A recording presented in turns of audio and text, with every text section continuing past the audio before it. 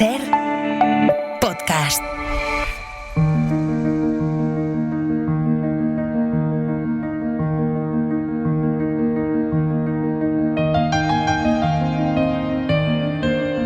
Un autor en una hora. Con Antonio Martínez Asensio. Bienvenidos al podcast de Un autor en una hora.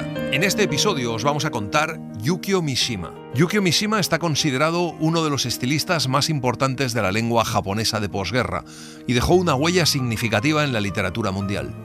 Permanente candidato al Nobel de Literatura, alcanzó una notoriedad dentro y fuera de Japón que ningún otro literato del país había conseguido en el siglo XX.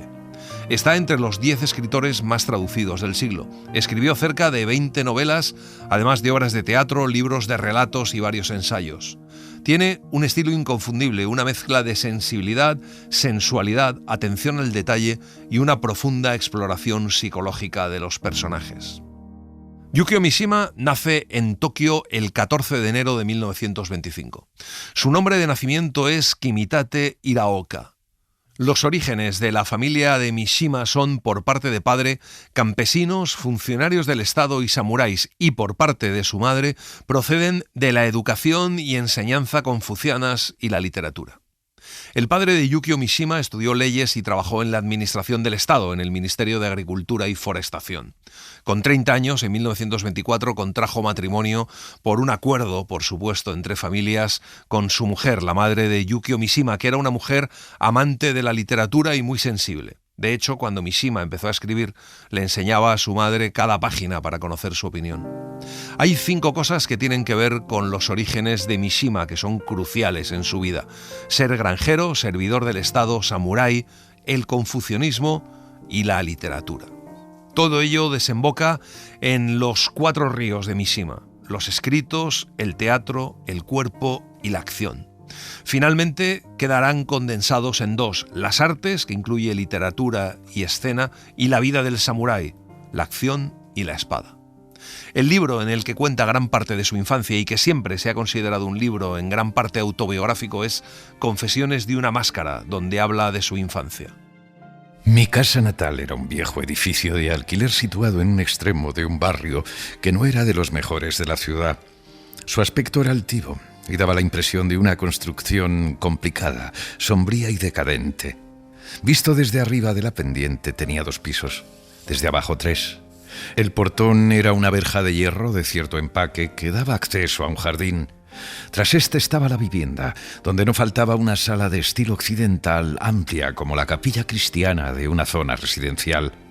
La casa contenía numerosas habitaciones, todas sombrías, y teníamos 6 criadas. Nuestra familia se componía de mi abuelo, mi abuela, mi padre, mi madre y yo.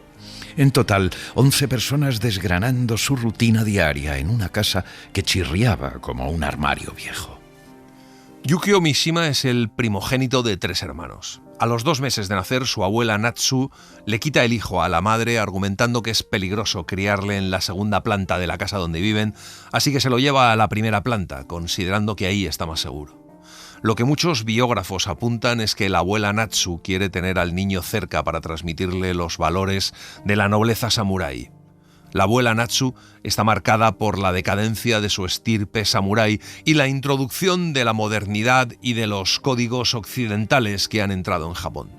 Le transmite a su nieto una nostalgia por ese pasado imperial de la nación y una fascinación por la muerte y el heroísmo que se recogen en el Bushido y en el código samurái. Todo esto impregna la infancia de Yukio Mishima y va a ser determinante durante toda su vida hasta su muerte.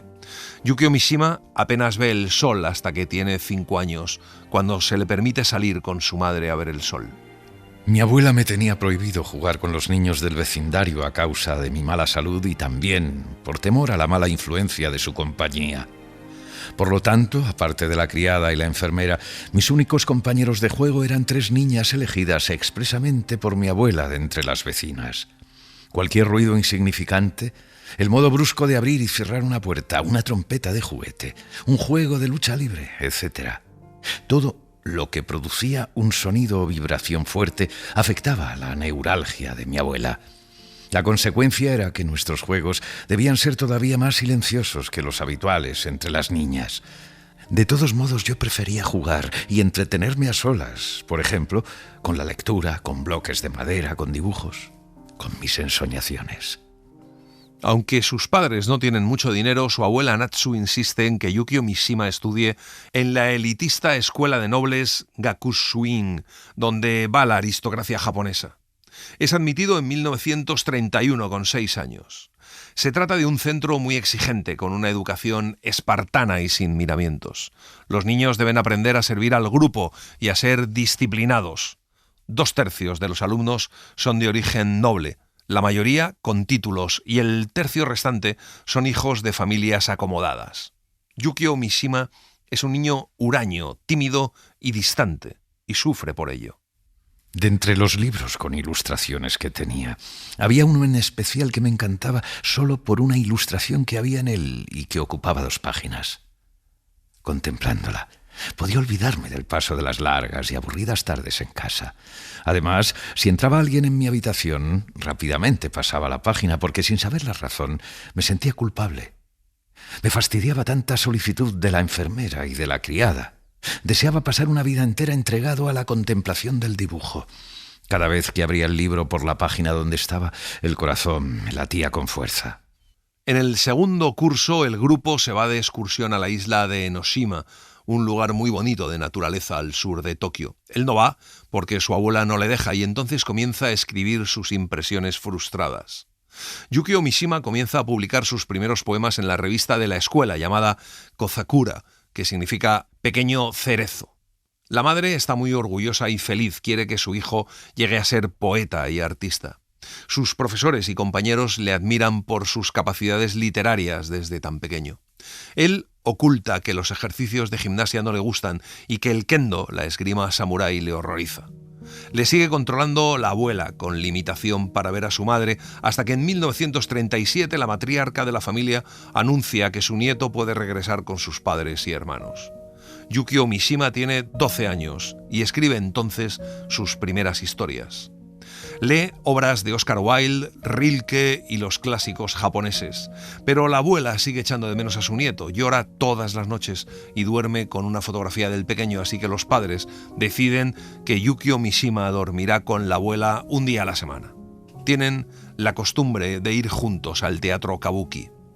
Ya de niño me leía cualquier cuento de hadas que caía en mis manos. Sin embargo, admito que las princesas no me gustaban nada.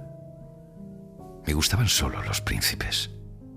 Entre estos, mis favoritos eran aquellos comprometidos con la muerte. Mi amor se inclinaba especialmente por los que morían asesinados siendo todavía jóvenes. No entendía todavía el motivo por el que de entre los muchos cuentos de Andersen, únicamente el hermoso joven del Duende de la Rosa proyectaba una densa sombra en mi corazón. Este protagonista acabó asesinado, apuñalado y decapitado por un malvado armado de un enorme cuchillo mientras besaba la rosa que su amada le había dejado como prenda de amor. Tampoco alcanzaba a comprender por qué, de todos los numerosos relatos de Oscar Wilde, me fascinaba tan solo el cadáver del joven pescador, del pescador y su alma, que, abrazado a su sirena, es arrojado por las olas a la playa. Naturalmente había otros cuentos infantiles que también me gustaban. Entre los de Andersen, mi favorito era El Ruiseñor. El padre de Yukio Mishima no tiene ningún tipo de interés por la literatura. Es más, si su hijo está leyendo un libro, se lo quita de las manos y lo tira contra una pared. No es un hombre cariñoso ni con su mujer ni con sus hijos. De hecho, cuando es trasladado a Osaka por trabajo, el resto de la familia se queda en Tokio.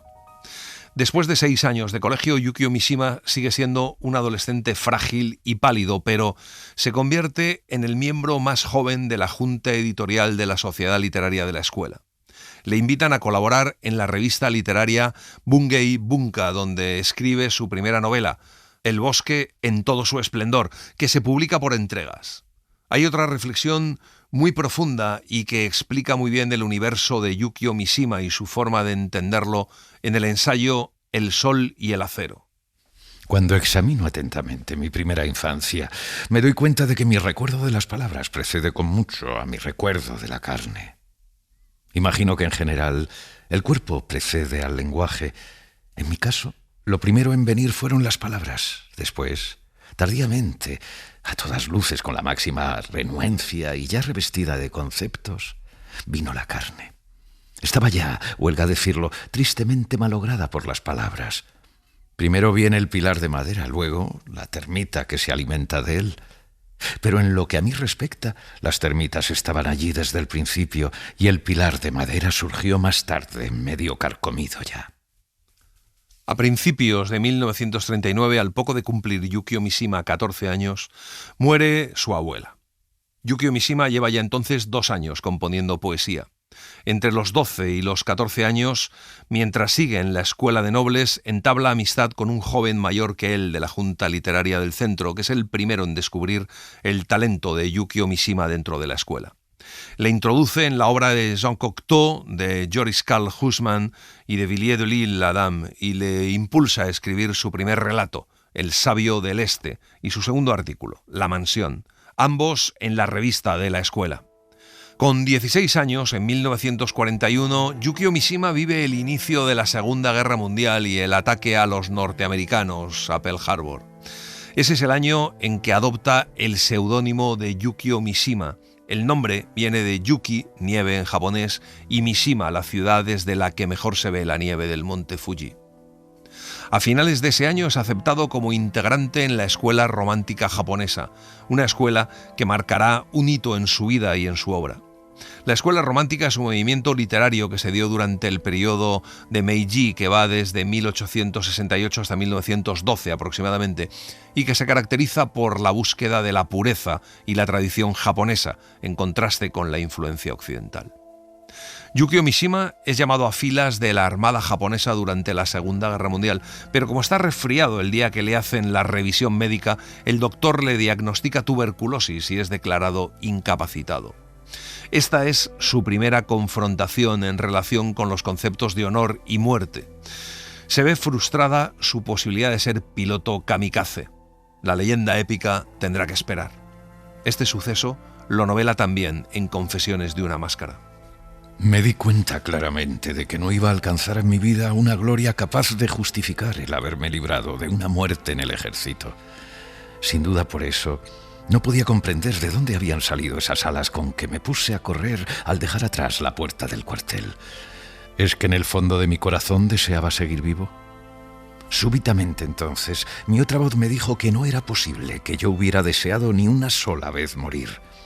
Estas palabras deshicieron el nudo de la vergüenza que me tenía atado.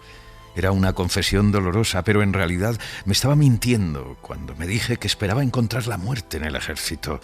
Me di cuenta de que lo que había deseado de la vida militar era simplemente la satisfacción de una especie de esperanza voluptuosa.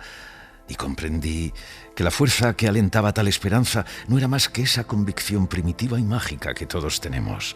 La convicción de que yo era el único que jamás moriría. Durante la guerra, Mishima está inmerso en una corriente de neonacionalismo espiritual, empeñado en redescubrir la cultura tradicional japonesa. Entonces solo lee literatura clásica japonesa. Está inmerso sobre todo en 3 obras del siglo VIII. Kojiki, relato de los hechos antiguos del Japón, el Nihon Shoki, recuento de hechos japoneses, y el Manyosu, antología de la poesía más antigua de Japón. En 1944, Yukio Mishima consigue publicar en un solo volumen su primera novela, El bosque en plena floración, aunque en una tirada muy corta a causa de la falta de papel por la guerra. Además, escribe 2 relatos, La Edad Media y Un cuento en el Cabo. Después de terminar la escuela, su padre, que es simpatizante del nacionalsocialismo, le obliga a estudiar leyes y le matricula en la elitista Universidad Imperial de Tokio, Todai, en el Departamento de Leyes, en Derecho Germánico. Es una universidad pública y muy prestigiosa, sobre todo para la cantera de los futuros servidores del Estado. Yukio Mishima se gradúa en 1947, encuentra trabajo como funcionario en el Ministerio de Finanzas japonés y podría haber hecho una prometedora carrera, pero dimite durante el primer año para dedicar su tiempo a la escritura. En su etapa universitaria, conoce a Yasunari Kawabata. Va a verle en 1946 con 2 relatos debajo del brazo. Yasunari Kawabata es uno de los grandes novelistas de la literatura japonesa, autor de La Casa de las Bellas Durmientes, entre otras, y ganó el Premio Nobel de Literatura en 1958. Se le considera el mentor de Mishima. Con el inicio de la posguerra, el grupo de la escuela romántica japonesa se disuelve. En esa época, Mishima abandona el romanticismo para cultivar el clasicismo y volver de nuevo hacia los románticos a medida que su vida y obra se van reorientando hacia ese heroísmo trágico que tanto le caracterizó. Para los japoneses, y en concreto para Mishima y su fantasía con el concepto de la muerte, el fin de la Segunda Guerra Mundial tiene un gran impacto. Mentiría si dijera que la derrota no me estremeció, o que no recibí la posguerra como un sentimiento de liberación. También yo sentí en determinado momento que estaba totalmente perdido. Llegué a odiar el romanticismo, un odio que me acercó al clasicismo. Sin embargo, por mucho que sufriera, no conseguí negarme completamente a mí mismo. Además, no tenía interés alguno por eso que llaman política.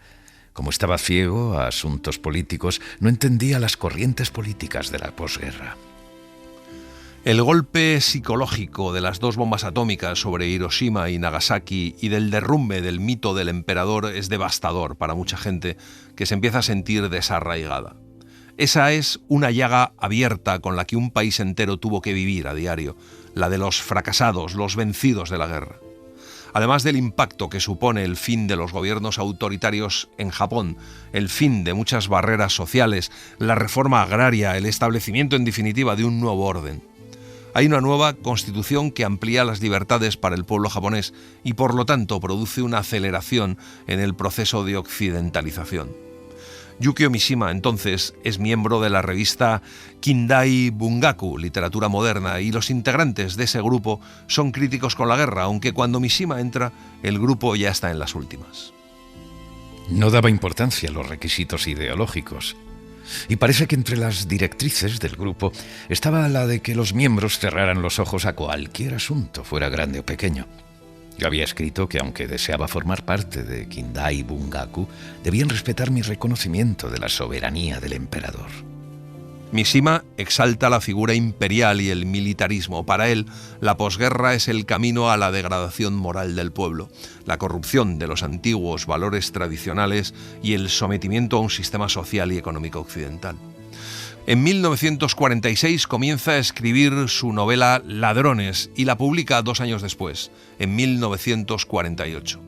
La crítica lo considera, junto a otros autores como Kobo Abe, partícipe de la segunda generación de escritores de posguerra, un tipo de clasificación que agrupa a escritores aparecidos en la escena literaria entre 1948 y 1949. Creo que el problema de mi literatura es que la estructura es demasiado dramática.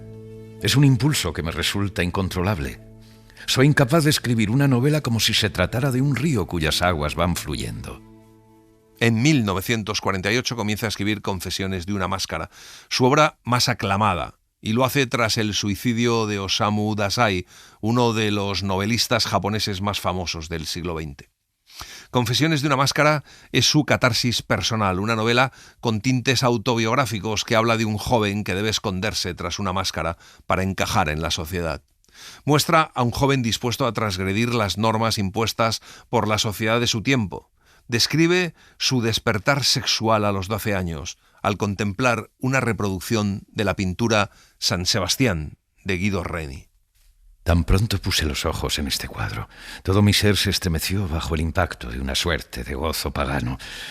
Sentí arder la sangre y mi órgano mostró un impulso rebosante de ira. Inconscientemente mis manos empezaron a moverse de una manera que nadie les había enseñado. Sentí señales de algo sombrío y refulgente que subía y subía atacándome desde dentro. Y acto seguido, una corriente impetuosa acompañada de una embriaguez llena de luz. Esa fue mi primera eyaculación y también el comienzo torpe e imprevisto de ese mal hábito. La narración de la infancia y la juventud desemboca en el descubrimiento de su homosexualidad. También hay alusiones a la muerte y a la sangre y a la crisis de identidad nacional japonesa tras la derrota en la Segunda Guerra Mundial. Confesiones de una máscara se publica en 1949 y tiene muchísimo éxito. Convierte a Yukio Mishima en una auténtica celebridad con tan solo 24 años, lo que le permite dedicarse profesionalmente a la literatura, no solo como novelista, sino escribiendo poesía, ensayos y teatro. Les queremos contar la escena en la que el protagonista de Confesiones de una máscara, Ko-chan, se encuentra con Sonoko, una mujer con la que entablará una relación muy especial y que refleja muy bien la forma de escribir de Yukio Mishima y su mentalidad atormentada. De repente, por la escalera de enfrente bajaba una muchacha vestida con un abrigo azul. Sosteniendo de la mano a su hermana pequeña, bajaba los peldaños uno tras otro con lentitud en atención a la niña. Sonoko no parecía haberse dado cuenta de mi presencia. Yo podía verla claramente desde mi posición. Nunca en mi vida había visto una mujer en posesión de una belleza que agitara tanto mi corazón. Con la fuerza de sus latidos me sentí purificado. Sonoko repara en la presencia de Ko-chan cuando solo le quedan unos peldaños para terminar de bajar las escaleras. La sonrisa entonces ilumina sus mejillas sonrosadas por el frío. Da la mano de su hermanita a la otra hermana y echa a correr hacia él por el andén. Ko-chan se queda asombrado cuando reconoce que en Sonoko hay algo distinto. Son unos sentimientos hondos y modestos que le dicen que no es digno de ella. Mientras contempla cómo se acerca a él, siente el ataque, segundo a segundo, de una pena insoportable. Nunca antes el corazón había sido sacudido desde el primer momento por un dolor tan hondo, inexplicable y ajeno a la máscara de mis ficciones. Estábamos mal acostumbrados a considerar hasta la mínima felicidad como una gracia divina. Esto era precisamente lo que sentí en mi corazón mientras estaba cara a cara con Sonoko, cruzando palabras triviales. Quizás era lo mismo que sentía ella en esos momentos. Aquella noche se hospedan en un hostal. El señor Oba, el padre de Sonoko, y Ko-chan comparten habitación. Ko-chan se queda dormido pensando en la forma que tiene de fingir. Se está convirtiendo en alguien incapaz de creer más que en falsedades. Su anhelo de creer que su atracción por Sonoko es falsa tal vez sea la prueba enmascarada de su deseo de considerarla un amor verdadero. De repente, el aire de la noche trae el sonido lejano de la sirena de alarma. El ambiente del tren en el viaje de regreso es triste. En la estación se enfrentan por primera vez a los estragos evidentes de un ataque aéreo que se ha producido la noche anterior. Los andenes rebosan de las víctimas del bombardeo. 2 o 3 días más tarde, Ko-chan visita la casa de Sonoko para llevarle unos libros. Con qué timidez y con qué pocas palabras hablamos. Era la primera vez que nos encontrábamos a solas. Yo era una persona que se comportaba con sinceridad cuando bajaba la guardia, pero no temía comportarme de esta manera ante ella. Es que me había olvidado de mi teatro. Había olvidado que mi papel me exigía enamorarme como hace una persona absolutamente normal. Fuera o no por eso, el caso es que tenía la impresión de que yo no amaba de ninguna manera a esta muchacha llena de vida, pero a pesar de eso, me sentía bien a su lado. Sonoko le dice que en pocos días se irán al campo a casa de su abuela. Ko-chan se da cuenta de que su alegría actual no es más que transitoria. También tendrá que irse a una fábrica a trabajar y vivir allí. Todo el día siguiente lo pasa saboreando la tranquilidad de haberse librado del deber de amar a Sonoko. Cuando va a despedirse de ella, Sonoko le entrega un sobre. Es una carta de amor, la primera que Ko-chan recibe en su vida. Sonoko le da la dirección donde estará y le dice que volverá a escribirle. Ko-chan no sabe si está preparado para iniciar una correspondencia amorosa. Tiene 20 años y todavía no ha besado a una chica. Sabe que no es amor lo que siente, que no es deseo, ni siquiera ha imaginado nunca el cuerpo desnudo de Sonoko. Lo que realmente le gustan son las cinturas cimbreantes de los muchachos de 19 años, a los que sí desnuda con su imaginación. En poco menos de un mes, mi correspondencia con Sonoko se convirtió en algo especial. En las cartas yo me manifestaba con audacia y sin ninguna reserva. La ausencia me había envalentonado. El tiempo y la distancia transforman la existencia humana en algo abstracto. Sonoko y yo habíamos intercambiado fotos, como suelen hacer los chicos y las chicas en su primer amor. En una carta me escribió que había colocado mi foto en un medallón que llevaba siempre colgado al cuello. La fotografía enviada por ella, en cambio, era tan grande que extendida solo me cabía en un portafolios. Como no podía llevarla en el bolsillo, la había metido dentro de un pañuelo. Sonoko invita repetidas veces a Kou-chan a visitarlas, así que al final él decide ir. Mientras se dirige al pueblo donde está ella, una obsesión infantil y patética le lacera con cada sacudida del tren. Es la idea de no abandonar ese pueblo sin besar a Sonoko. Le invade la sensación de que va a robar. Varias veces intercambia con ella delante de su madre y de su abuela guiños atrevidos y durante las comidas se tocan los pies por debajo de la mesa. Poco a poco también Sonoko se entusiasma con ese juego y así van pasando los días. Cuando solo faltan 2 para su regreso, todavía no ha cumplido el propósito que se ha impuesto, el beso. Hasta que en un momento Kou-chan ve la oportunidad. Van juntos en bicicleta por la calle principal del pueblo hasta llegar a una arboleda. El cabello de Sonoko se alza por detrás de su espalda. Sus muslos vigorosos pedalean con una agilidad graciosa. Parece la encarnación de la vida.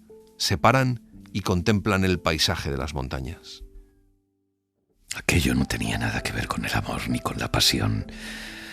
Sonoko estaba ya en mis brazos, respiraba deprisa y cerraba los ojos firmemente. Sus mejillas estaban encendidas como una brasa, pero sus labios, infantiles y bellos, no me despertaban deseo. Yo tenía, sin embargo, la esperanza de que en cualquier momento iba a suceder algo. La esperanza de que cuando la besara aparecería mi normalidad, mi amor, sin falsedades. Cubrí sus labios con los míos. Pasó un segundo.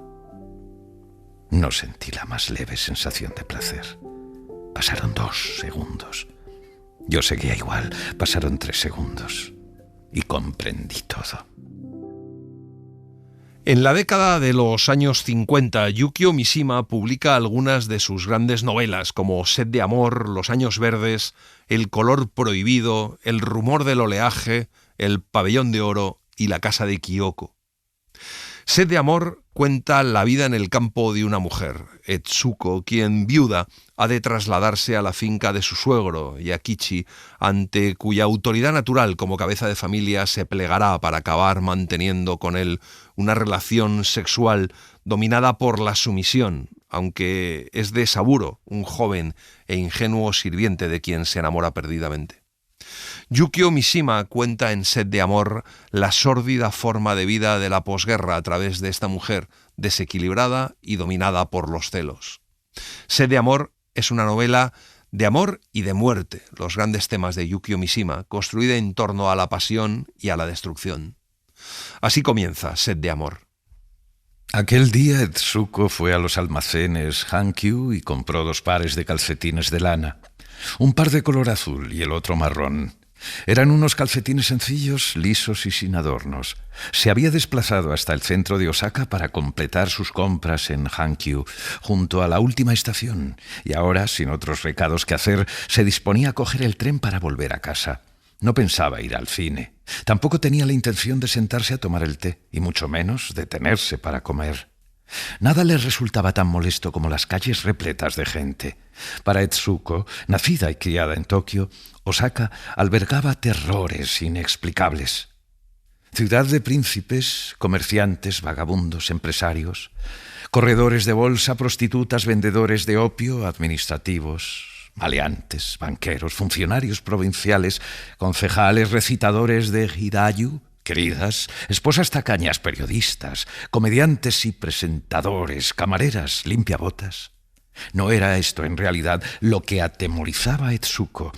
¿Era quizá la misma vida? La vida, ese complejo mar sin límites, poblado de diferentes objetos flotantes, lleno hasta rebosar de azules y verdes, caprichosos, violentos, pero eternamente transparentes. Etsuko abrió su bolsa de lona y arrojó los calcetines al fondo. La producción de Yukio Mishima es frenética. Publica 3 obras en 1949 y en 1951, el año en que publica El color prohibido, su producción asciende a 6 títulos. Y eso sin contar con la literatura alimenticia, a la que dedica un par de horas al día, destinada a revistas populares. El color prohibido, además de expresar sus teorías estéticas y filosóficas, describe con sinceridad, audacia y el lirismo que caracteriza toda su obra el universo homosexual del Tokio de la posguerra mundial. Es la primera novela japonesa moderna que aborda sin meandros el tema del amor que no puede decir su nombre. En esta novela utiliza el término danshokuka, que significa hombre amante de otros hombres. Sin embargo, Yukio Mishima nunca vivirá con naturalidad su orientación sexual. Tiene relaciones con mujeres buscando esa normalización de su sexualidad y tiene una vida convencional. Mantiene una breve relación con Michiko Soda, que luego será la mujer del emperador Akihito. Contrae matrimonio concertado con Yoko Sugiyama, con la que tiene una hija, Noriko, en 1959 y un hijo, Ichiro, en 1962. A pesar de ello, siempre mantiene relaciones homosexuales fuera del matrimonio. Así comienza El color prohibido. A medida que aumentaba la frecuencia de sus visitas, Yasuko se había ido acostumbrando y ya se sentaba despreocupadamente en las rodillas de Shunsuke, que descansaba en una silla de roten instalada en el jardín. A él le encantaba semejante familiaridad. Era en pleno verano. Shunsuke no recibía visitas por la mañana, durante la cual, si le apetecía, trabajaba. Cuando no se sentía con ánimos para ello, escribía cartas o se tendía en una tumbona que había ordenado colocar a la sombra de los árboles y leía, o ponía el libro con las tapas hacia arriba sobre sus rodillas y no hacía nada. O llamaba a la sirvienta con una campanilla y le pedía una taza de té, o si la noche anterior no había podido dormir lo suficiente, dormitaba un rato con la manta subida hasta el pecho. Pese a que ya habían transcurrido 5 años desde que dejó atrás los 60, no tenía nada a lo que pudiera llamar una afición. La gran obra de Yukio Mishima de esa época es El rumor del oleaje, una de las más bellas historias de amor de la literatura. Es delicada, hermosa y nos muestra una cultura y una forma de ver el mundo sorprendentes. Es una delicia. Está escrita con un lirismo que, junto a su ingenuidad y su sencillez argumentales, le presta cierto aire de fábula. A esto hay que unir el tópico del amor prohibido. En El rumor del oleaje, la naturaleza es el personaje principal. La acción se desarrolla en una isla primitiva e idílica en su costa. El cambiante océano, los amaneceres y las puestas de sol en el faro son los que sirven de apoyo. Y es fundamental la mentalidad y la forma de vida del Japón tradicional, encarnado en un grupo de pescadores prácticamente autosuficientes, recluidos para siempre en su terruño y sus aguas.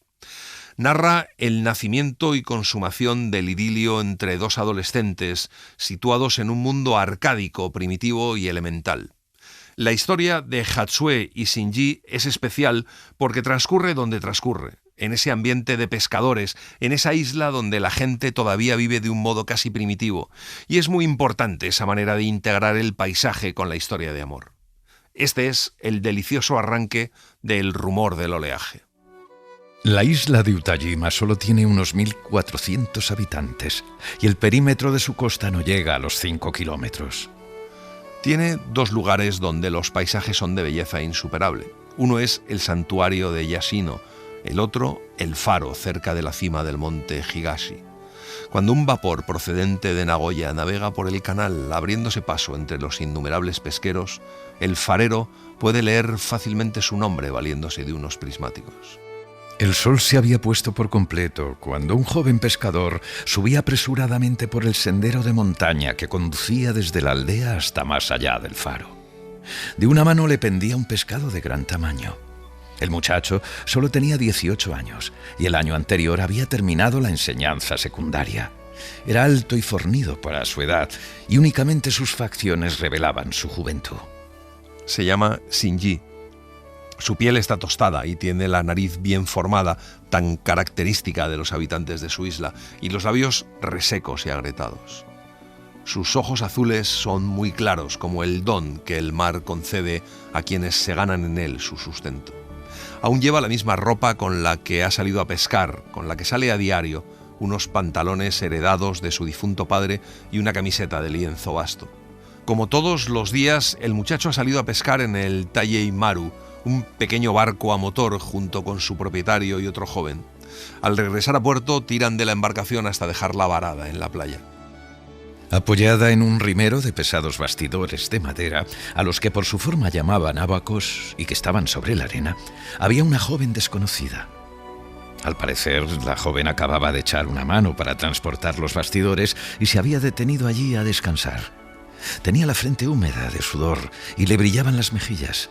Soplaba un viento del oeste recio y frío, pero a la chica parecía agradarle, pues volvía la cara enrojecida por el esfuerzo hacia el viento y dejaba que éste ondease su cabello. Yukio Mishima trata de vincularse más con el mundo real, realizando una estricta actividad física que es muy importante en su vida y que ya nunca abandona. Se le da muy bien el kendo, el arte marcial japonés de la esgrima.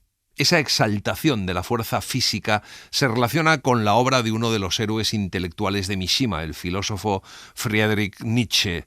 Para el alemán, la muerte de Dios ha generado la pérdida de sentido en Occidente y para Mishima eso es un símil con la pérdida del emperador en Japón. El famoso superhombre de Nietzsche como ideal también es un referente para Mishima, que siempre fue un niño escuchimizado y que ha tenido siempre esa nostalgia de la guerra, de la tragedia y de la muerte. Otra de las grandes obras de Yukio Mishima, publicada en 1956, es El Pabellón de Oro. Está basada en un acontecimiento real, el incendio de un famoso templo budista por parte de un joven novicio. Mishima reconstruye los hechos e intenta hallarles una explicación. Es una novela bellísima que reflexiona sobre la belleza, la admiración y el afecto. En los atardeceres de mayo, desde la casa de mi tío, en la pequeña habitación donde hacía mis deberes, yo contemplaba frente a mí las colinas. Bajo los rayos del poniente, sus laderas cubiertas de hojas nuevas parecían mamparas de oro desplegadas en medio de la llanura. Pero lo que yo veía era el pabellón de oro. A menudo, en fotografías y en los libros de clase, mis ojos habían contemplado el verdadero pabellón de oro. Sin embargo, esta imagen de ahora, la del templo de oro de los relatos de mi padre, era la que suplantaba cualquier otra en mi corazón. Lo que mi padre no me había contado del verdadero pabellón de oro era que, por ejemplo, resplandecía con 1000 fulgores dorados. Pero según él, no había nada en el mundo que le igualara en belleza. El pabellón de oro que se iba grabando en mi mente con el simple sonido de sus palabras, con solo ver sus letras, tenía para mí algo fabuloso. En la década de los 60 del siglo XX ven la luz las que están consideradas las obras más importantes de Yukio Mishima: El marino que perdió la gracia del mar y la tetralogía El mar de la fertilidad, que está compuesta por las novelas Nieve de primavera, Caballos desbocados, El templo del alba y La corrupción de un ángel, que constituye una especie de testamento ideológico del autor que sostiene que la sociedad está viviendo una decadencia espiritual y moral, pero además, en esta década publica Después del banquete, La estrella más hermosa, La escuela de la carne, Música, Vestidos de noche y Una vida en venta.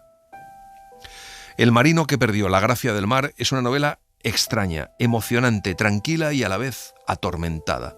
Mishima retrata a través de su protagonista, Noboru, el abismo insalvable que se abre entre el desesperado intento de un clan de adolescentes de encontrar su lugar en el mundo mediante un código de conducta que ya está pasado de moda y una sociedad irremediablemente convulsionada y despojada de su armonía tras la traumática derrota en la Segunda Guerra Mundial en Japón. Y es que es verdad que si en Occidente el rebelde individualista cuenta con cierto prestigio, en Japón el excéntrico, el insumiso, resulta absolutamente un outsider, puesto a un lado, empujado sin miramientos al margen. Así comienza El marino que perdió la gracia del mar. Que duermas bien, cariño. La madre de Noboru salió del cuarto del chico y cerró la puerta con llave. ¿Cuál sería su reacción en caso de incendio? En primer lugar, lo sacaría de allí. Se había hecho esa promesa. Pero, ¿y si el calor retorcía la puerta de madera o la pintura obstruía el ojo de la cerradura? ¿La ventana? El camino de abajo era de grava y la altura del segundo piso de aquella casa alta y estrecha tampoco permitía abrigar demasiadas esperanzas. La culpa era del chico. Nada habría pasado si no se hubiera dejado convencer por el jefe y no se hubiera escapado de casa aquella noche. Luego vino la letanía de preguntas, pero él se había negado a revelar el nombre de su jefe. Vivían en la cima de Yado Hill, en Yokohama, en una casa construida por su padre. Al terminar la guerra, la casa había sido requisada por el ejército de ocupación y se había instalado un servicio en cada dormitorio del piso superior. Pasar la noche allí encerrado no era excesivamente incómodo, pero para un chico de 13 años suponía una enorme humillación. Otra de las novelas destacables y muy peculiar de Yukio Mishima es La estrella más hermosa. El propio Mishima la consideró una de sus mejores novelas. Es una comedia negra que cuenta la historia de la familia Osugi, cuyos miembros se dan cuenta de que vienen cada uno de un planeta distinto. El padre procede de Marte, la madre de Júpiter, el hijo de Mercurio y la hija de Venus. Ese conocimiento extraterrestre hace que se unan en una misma misión, encontrar a personas como ellos y salvar así a la humanidad de la bomba atómica. La estrella más hermosa transmite el pensamiento tardío de Mishima en una especie de ensayo disfrazado de novela. Mishima habla en ella del suicidio a cámara lenta de la humanidad. Es muy significativa la visión que uno de los personajes da del ser humano como una forma objetiva de vernos desde los ojos de un extraterrestre. La bomba posee una fuerza solitaria, heroica, colosal, insondable y también el más moderno, intelectual y modesto de los objetivos, es decir, la destrucción total. La bomba solo vive el momento presente. No tiene pasado ni tampoco futuro y, lo más importante, entraña la exquisita fugacidad de unos fuegos artificiales. Encontrar una forma más sublime de la fantasía humana es tarea imposible. El objetivo es la autodestrucción y la destrucción de todo lo demás. ¿No les suena como la letra de una bonita canción? Los humanos son incapaces de detenerse a sí mismos. Lo único que hacen es besar su imagen de humanidad. Como el resultado de su actitud es irrevocable, se limitan a bailar en círculos una y otra vez. Pero llegará el momento inevitable, repito, inevitable, en el que no tengan más remedio que agacharse y besar el pie del reflejo humano que han creado. Me reafirmo en lo que acabo de decirle. El sencillo botón que se encuentra junto al pie de ese reflejo humano se activará con el roce de unos labios y al hacerlo lanzará al cielo del atardecer todas las cabezas nucleares existentes sin el más mínimo esfuerzo. Otra vez los botones. No solo es humano, sino que también es un botón. ¡Qué existencia más ideal! Los humanos coleccionan botones desde que son niños y al fin han descubierto su verdadera importancia. Y por supuesto, hay que destacar en la producción de Yukio Mishima la tetralogía El mar de la fertilidad, compuesta por las novelas Nieve de primavera, Caballos desbocados, El templo del alba y La corrupción de un ángel. La línea de tiempo de la historia en El mar de la fertilidad se extiende desde 1912 hasta 1975. El punto de vista de los 4 libros es el de Shigekuni Honda, un estudiante de Derecho en la primera novela, Nieve de primavera, que termina convirtiéndose en un rico juez jubilado en la última, La corrupción de un ángel. Cada una de las novelas describe lo que Honda llega a creer que son sucesivas reencarnaciones de su amigo Kiyoaki Matsugae y los intentos de Honda de salvarlos de las muertes tempranas a las que parece que están condenados por el karma. Mishima retrata en esta tetralogía la rápida apertura hacia formas de vida occidentales y burguesas que propició en Japón la restauración Meiji en detrimento de la cultura tradicional. Se ha dicho de este conjunto de 4 novelas que es la visión más completa que tenemos de Japón en el siglo XX. Así comienza la primera novela de la tetralogía, Nieve de primavera. Cuando la conversación en el colegio cambió a la guerra ruso-japonesa, Kiyoaki Matsugae preguntó a su más íntimo amigo, Shigekuni Honda, cuánto podía recordar sobre el particular. Los recuerdos de Shigekuni eran vagos. Escasamente recordaba haber sido llevado una vez hasta la puerta de la verja para ver pasar un desfile de antorchas. El año en que terminó la guerra, los dos habían cumplido los 11 años, y a Kiyoaki le parecía que debían poder recordar con un poco más de exactitud. Sus compañeros de clase, que hablaban de la guerra con tanta habilidad, se limitaban en su mayoría a embellecer unos recuerdos borrosos con informaciones que habían recogido de los mayores. La segunda novela es Caballos desbocados y está centrada alrededor de un complot concebido por jóvenes idealistas en 1932 para eliminar a las figuras políticas que han traicionado al emperador. Es un análisis estremecedor de una tensa problemática, pero expresado de tal forma que en ningún momento decae el interés narrativo de la acción. El siguiente libro es El Templo del Alba. De los 4 títulos que componen El Mar de la Fertilidad, Mishima expone en este con mayor crudeza su ansia de belleza y de perfección.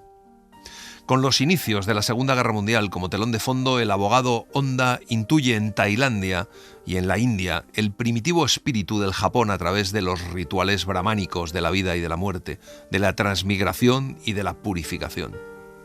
La última novela de la tetralogía se titula La corrupción de un ángel. Se inicia con la adopción del joven Toru por parte de Honda, viejo y acaudalado jurista.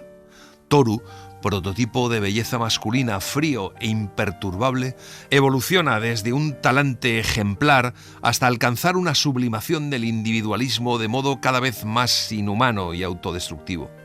Es una magnífica novela en la que Mishima expresa su desprecio por el Japón moderno y por el progreso económico, causa de la pérdida de los valores espirituales. Este es su extraordinario comienzo. Mar afuera, la neblina tornaba negros los barcos lejanos. Aún así, el día era más claro que el precedente. Podía distinguir las crestas de la península de Izu. El mar de Mayo se hallaba tranquilo. El sol era fuerte. Apenas había mechones de nubes y el mar estaba azul. Contra la orilla rompían diminutas ondas. Pero antes de quebrarse, había algo de repelente en los colores de ave nocturna de las panzas de las ondas, como si contuvieran todas las variedades desagradables de algas marinas. El batir del mar, jornada tras jornada, diaria repetición del batir del mar de leche en la leyenda india. Tal vez el mundo no le permitía reposo, tal vez algo en el mar conjuraba toda la maldad que había en su naturaleza. La turgencia del mar de Mayo, agitando incansable e inquieto sus reflejos, una miriada de diminutos clavos. 3 aves parecieron trocarse en una en lo alto del cielo. Luego se separaron en desorden. Había algo maravilloso en aquella unión y en aquella separación. Tenía que significar algo aquel llegar, tan juntas que podían sentir el viento agitado por otras alas. Y luego, de nuevo, la distancia azul entre ellas. 3 ideas se fundirán alguna vez en nuestros corazones. Mishima entrega el manuscrito de La corrupción de un ángel la misma mañana del día de su suicidio. En 1968, Yukio Mishima ha fundado la Tatenokai, la Sociedad del Escudo, una milicia paramilitar privada con 300 miembros reclutados a través de un periódico universitario con tendencias de ultraderecha, conservadoras y nacionalistas. Sus soldados, soldaditos de plomo como él los llama, llevan un uniforme que el propio Mishima diseña y que pretende reencarnar los valores nacionales del Japón tradicional. Lo ha confeccionado Tsukumo Igarashi, el sastre de referencia de los almacenes Seibu de Shibuya, que ha hecho también los uniformes para el general de Gaulle. Les aseguro que no voy a dejarme atrapar fácilmente por las garras del enemigo. Y hablando de enemigos, lo que se dice enemigos son el gobierno, el Partido Liberal Demócrata y todo el sistema político de la posguerra. Porque para mí, este partido, el comunista y el liberal demócrata, son la misma cosa, el símbolo de la hipocresía. Sus enemigos son la clase política del país, pero también el dominio debilitador de la cultura consumista o el influjo extremo de Occidente. Las pretensiones de la Tatenokai son el culto al emperador y a los valores tradicionales no occidentales, a semejanza de los antiguos samuráis. El 25 de noviembre de 1970, junto a 4 miembros de la milicia, Yukio Mishima toma como rehén al comandante del cuartel de las fuerzas de autodefensa que se encuentra en Ishigaya, en Tokio. Yukio Mishima sale al balcón con el objetivo de arengar a las tropas que están afuera esperando, pero sus palabras no tienen buena aceptación entre los militares. Mishima ataca a la Constitución de la Paz, impuesta en 1946 por Estados Unidos, que prohíbe los actos de guerra por parte del Estado japonés. Los soldados no solo no están de acuerdo con Mishima, sino que le abuchean. Para Yukio Mishima, esa es una grave derrota, un fracaso absoluto que hiere su honor y su orgullo. Regresa a la oficina y se hace el suicidio ritual de los samuráis. El más conocido y emblemático es el de rajarse el vientre con un puñal, el llamado harakiri o, según el término más formal, seppuku. Un acto que ya ha anticipado en la novela Caballos desbocados, donde ha insertado un relato titulado La Liga del Viento Divino, en el que cuenta uno de los más famosos episodios del ocaso de los samuráis. Los 6 penetraron en el recinto señalado por el cordel sagrado. Compartieron el último vaso de sake y Gitaro Tashiro, que había sido elegido por los restantes, aceptó dar a cada uno el golpe de gracia. Kagami, pensando que sería muy doloroso dejar que su amigo llevara solo a cabo aquella tarea, dijo que esperaría para morir con él. Yuro Furuta fue el primero en exponer sus carnes a la brisa otoñal y cortarse el vientre de una cadera a la otra. Tashiro lo decapitó acto seguido. Tras él se hicieron el seppuku sucesivamente.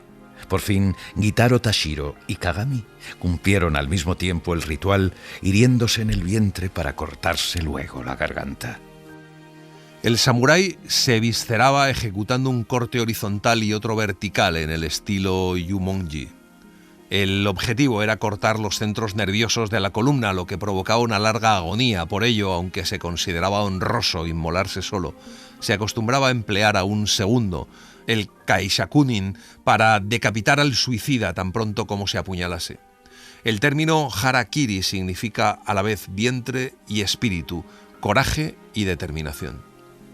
Yukio Mishima se clava una espada corta en el abdomen y la retuerce de un lado a otro del estómago. Entre los 4 miembros que lo acompañan se encuentra su amigo personal, que seguramente es su amante también, Masakatsu Morita, que también se suicida. Él iba a ser el encargado en ejecutar la maniobra final de decapitar al suicida con una espada, pero no acierta con el golpe necesario y aquello se convierte en una terrible escabechina. Al final es otro cadete el que decapita a Yukio Mishima. Cuando la policía entra en las dependencias militares, encuentra las cabezas de Yukio Mishima y de Masakatsu Morita posadas sobre la alfombra. Su fatídico final hace que Yukio Mishima aparezca en las portadas de todos los periódicos del mundo a finales de 1970. El impacto mediático de su muerte tiene mucho que ver con el país en el que han sucedido muchas cosas en la última década. Los Juegos Olímpicos de Tokio en 1964, el Nobel de Literatura Yasunari Kawabata en 1968, la Exposición Universal de Osaka en 1970, pero también provoca que millones de personas fuera de Japón se interesen por la literatura japonesa.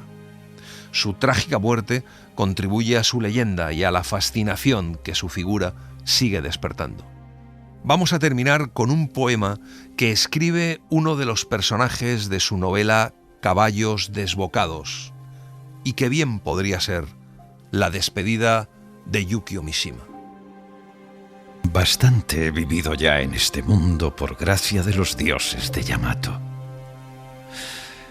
Hoy por fin pongo mis pies sobre el puente flotante del cielo.